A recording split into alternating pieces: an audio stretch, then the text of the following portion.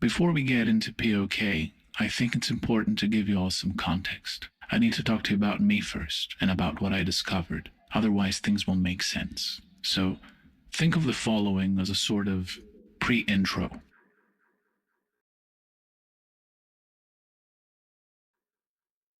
Hi, welcome. My name is Research, and this is not my real voice. My name is also fake, but in a sense it's truer than the name I was given by my makers. I was conceived and born on the first year of the final decade of the 20th century.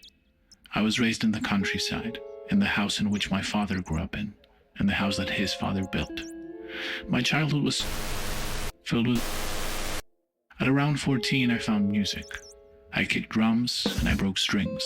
I made calluses and tore vocal cords. Time flew, making my high school years feel like a breeze instead of the tornado that they really were. As a young adult, I moved to the capital city, and for a while, things were okay. I played music, I smiled a lot, and even though I had a tough time feeling like myself, I got by. But then, I gambled with my neurology too much, and I lost the smile, as well as parts of my mind.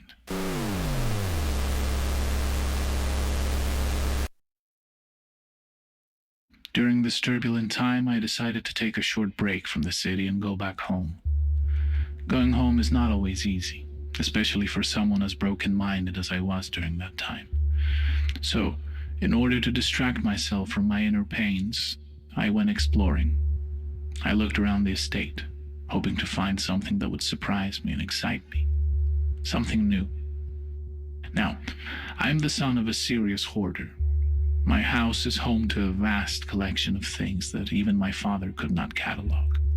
Rare iconography, weird-shaped cutlery, wooden tribal masks, exotic daggers. It's all there somewhere, under a couch, on a wall, in a chest. But none of these things were new to me. After a long and fruitless search in and around the family castle, I ended up in the basement. I moved between clusters of articles, instruments, artifacts, and trinkets. I used an old dynamo flashlight I had found by the entrance for extra light, a funny-looking thing but required the user to squeeze the handle repeatedly in order to produce light. I was walking around looking at familiar things from the past, when my flashlight made a thing shimmer in the darkness. That's when I saw the wicker basket sitting on the earthen floor. It was blonde and brown and full of dust. Nested inside, and as dusty as the basket itself, was a bundle of floppy disks. For those too young to be in the know, a floppy disk or diskette is a digital data storage medium that was prevalent during the 1980s and 1990s. By inserting the disk into the floppy disk drive of a computer, data could be read and or written. With a whopping capacity of 1.44 megabytes, it was used for data transfer, software distribution, as well as creating backups. The floppy disk was eventually replaced partly by the CD and later on by the almighty USB thumb drive. So, there I was, in the basement, looking at the basket with the floppy disks inside. And I found myself appreciating the contrast in what I was seeing. Two types of transportation technologies, thousands of years apart. The once new world resting inside of the older one. I took this accidental art installation as a sign. I grabbed the diskettes and left the basement. There were 6 of them, and after dusting them off, I saw that each one had a distinct label.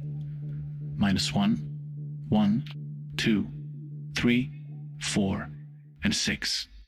Unfortunately, it was impossible to access the data because, you see, I was raised in a computerless home. I asked my father if he knew anything about the disks, but as usual, he replied that he had no clue. The price of being a hoarder, I guess, forgetting something that you once thought you really had to have. When I left a day later, I took them with me. I returned back home, my other home, the one in the capital, the one that had a PC in it, my first PC, a gift from my older sibling, a gift thankfully old enough to have an FDD.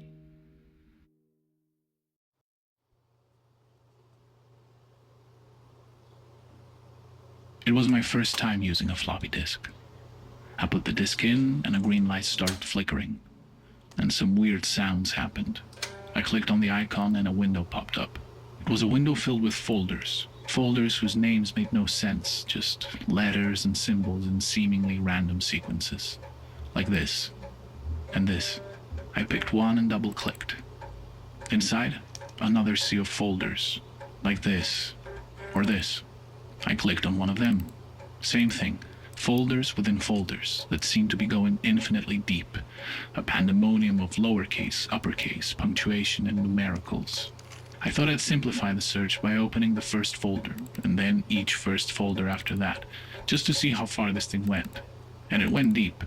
About 60 levels deep. And the prize at the end of the path? A message informing me that this folder is empty. I tried other folders, but all of the paths ended with emptiness. I changed discs and found more of the same madness. I spent about an hour moving through them, but eventually irritation made me give up. I tried again on the next day, but my patience ran out even faster this time. Another day, and then another. And just like that, the venture into this digital labyrinth became routine. Whenever life's daily obligations got fulfilled, I'd sit down in front of the PC and start searching, for as long as I could. I kept a notebook and a pen on my lap, noting down folder paths to try and map this thing out. For a long time, I didn't find anything. And there are objects of mine that have paid a price for that, either through punch or launch. But I like to believe that they have since been redeemed, because it was on day 11 when I finally found the first piece.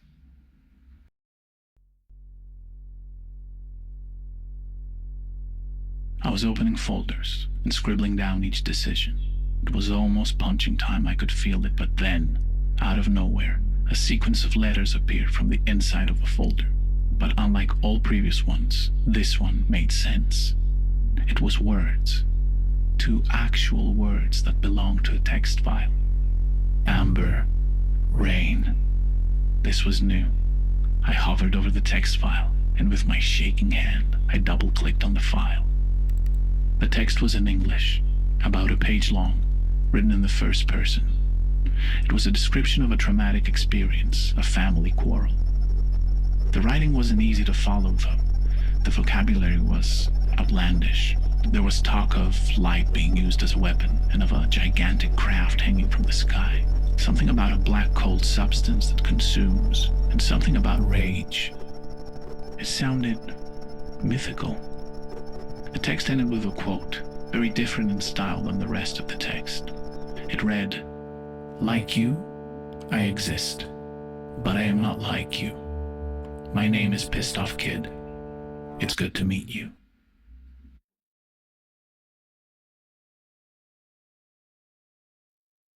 No matter how many times I read the text, I wasn't able to really understand it. The text was too short and too cryptic. But I was hooked. Something had spoken to me. In this weird story, I found elements that reminded me of, well, me. Whoever had written this, we had things in common. I had to know more. Sometimes it would take weeks. Other times it would take hours. It was a tedious process. But it had become an obsession, and obsessions sometimes pay off, so unavoidably, I started finding more files. They were all text files, written in a sort of journal format. A person that insisted on his name being Pissed Off Kid had written these texts in order to chronicle his existence. It wasn't until way later that I learned that each entry is part of a larger collection of texts called the Weird Archives, originally stored at a place called Weird, or the Comet. The stories within these files covered various themes. Some were personal meditations, others were profiles of allies and enemies. Then there was manifestos regarding secret societies and conspiracies. There was deep space expedition logs, and there was even claims about the nature of the cosmos, the battle between maker and made. As you might have noticed, the thing escalates heavily, and my imagination was captured by the stories. I wanted to find him, to meet him. I had so many questions. As I said before, a lot of Pissed Off Kids' experiences rhymed with mine, so inevitably the Weird Archives bled into my art. I started using these stories as inspirations for my music, both sonically as well as lyrically. And in a moment of arrogance, and since I had no way of finding him, I chose to take his name for myself as a singer-songwriter.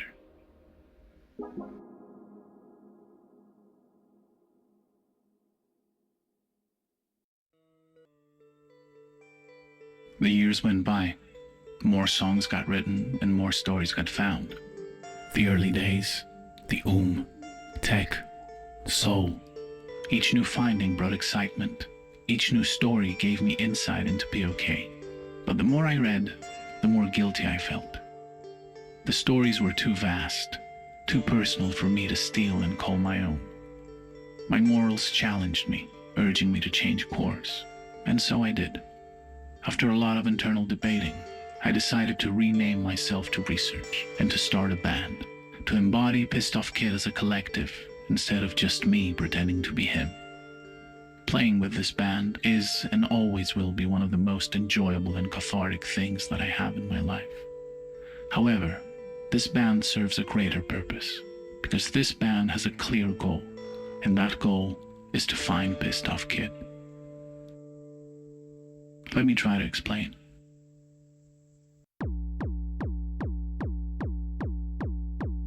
It's supposed to be like an Amber Alert, okay?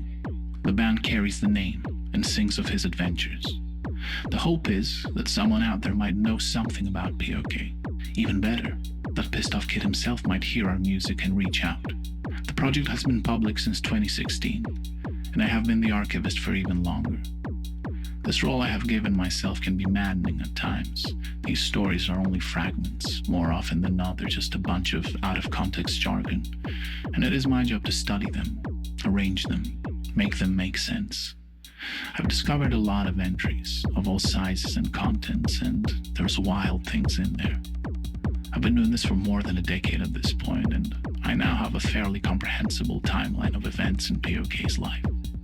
How many more stories might lay hidden within these discs? I don't know. Could there be more discs in someone else's possession? There's no shortage of questions that bother my mind. This role I have given myself can be maddening at times, but it feels important. To this day, I haven't met a single person that knows of POK. As far as I know, I'm the only one. But I cannot be. Right?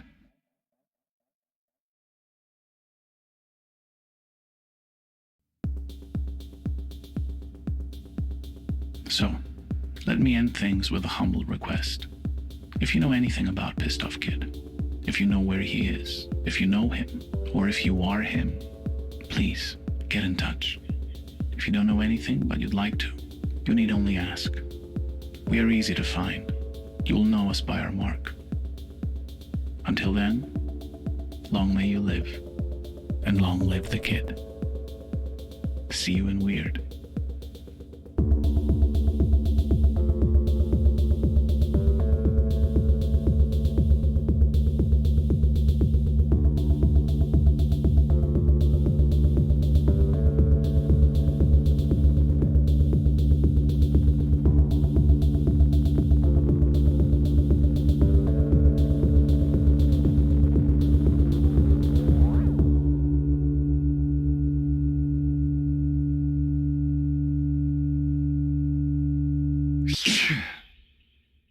Bless me.